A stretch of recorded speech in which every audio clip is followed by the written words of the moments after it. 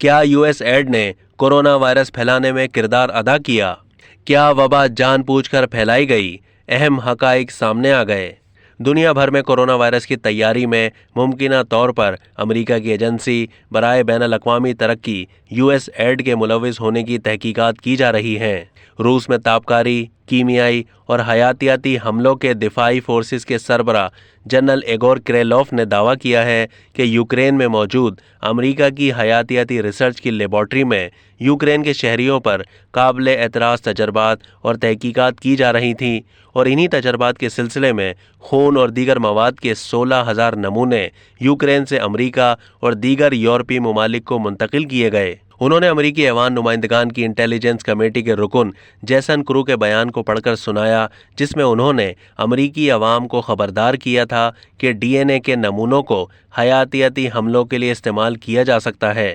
Uighur کریلوف کا کہنا تھا کہ جیسن کرو کے اس بیان کے بعد ہی روسی وزارت دفاع نے کورونا وائرس کی تخلیق اور پھیلاؤ کے مختلف زاویوں پر ازسر نو تحقیقات کا فیصلہ کیا۔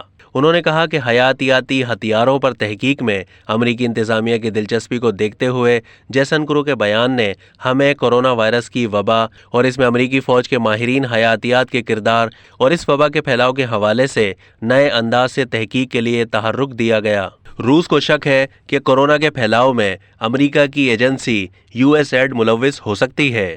ایگور کریلوف نے پریس کانفرنس کے دوران امریکہ کی کولمبیا یونیورسٹی کے پروفیسر کے آرٹیکل کا بھی حوالہ دیا، جس میں اس بات کا اشارہ دیا گیا تھا کہ بائیو ٹیکنالوجی کے شعبے میں امریکہ کی جدید ترین کامیابیوں کی مدد سے ممکنہ طور پر لیبارٹری میں کورونا وائرس تخلیق کیا گیا ہے۔ ایگور کریلوف کا کہنا تھا کہ سن 2009 سے یو ایس ایڈ پریڈکٹ نامی پروگرام کی فنڈنگ کر رہی ہے اور نئے کورونا وائرسوں پر تحقیق کر رہی ہے۔ اس تحقیق میں جنگلی چمگادڑوں کو پکڑ کر ان میں وائرس منتقل کرنا اور پھر تحقیق کرنا جیسے عوامل شامل ہیں۔ انہوں نے بتایا کہ پروجیکٹ میں میٹا بائیوٹا نامی ایک ٹھیکیدار کمپنی کو یوکرین میں عسکری مقاصد کے لیے حیاتیاتی سرگرمیوں اور تجربات کے حوالے سے پہچانا جاتا ہے۔ 2019 میں یو ایس ایڈ نے پریڈکٹ پروگرام کو بند کر دیا، جبکہ John Hopkins centre for health security نے نامعلوم قسم کے کورونا وائرس کے پھیلاؤ کے حوالے سے تحقیقات شروع کر دی تھیں۔ کورونا وائرس کے تخلیقی پس منظر اور یو ایس ایڈ کی جانب سے ہنگامی بنیادوں پر پریڈکٹ پروگرام کو بند کرنے سے اشارہ ملتا ہے کہ وبا جان بوجھ کر پھیلائی گئی اور اس وائرس کے منظر عام پر آنے میں امریکہ کا ہاتھ ہے۔ انہوں نے کہا کہ منکی پاکس نامی جو نئی بیماری آج کل دنیا میں پھیل رہی ہے، اسے بھی اگر اسی تناظر میں دیکھا جائے اور ساتھ ہی یہ ذہن میں رکھا جائے کہ امریکہ اپنے دشمنوں کے خلاف حیاتیاتی وائرس استعمال کرتا ہے، ان سب باتوں کی وجہ سے روس یہ سوچنے پر مجبور ہوا کہ ایسے وائرس کا پھیلاؤ پینٹاگون کے مفاد میں ہے اور ایسے وائرس بنا کر انہیں وبا کی شکل دی جاتی ہے۔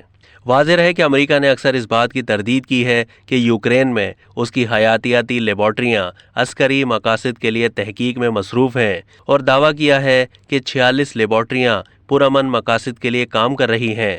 اگرچہ یہ معلوم اب تک نہیں ہو سکا کہ کورونا وائرس کہاں سے شروع ہوا، لیکن WHO نے فروری 2021 میں غالب امکان ظاہر کیا تھا کہ یہ جانوروں یا پھر ممکنہ طور پر چمگادڑوں سے انسانوں میں پھیلا ہے۔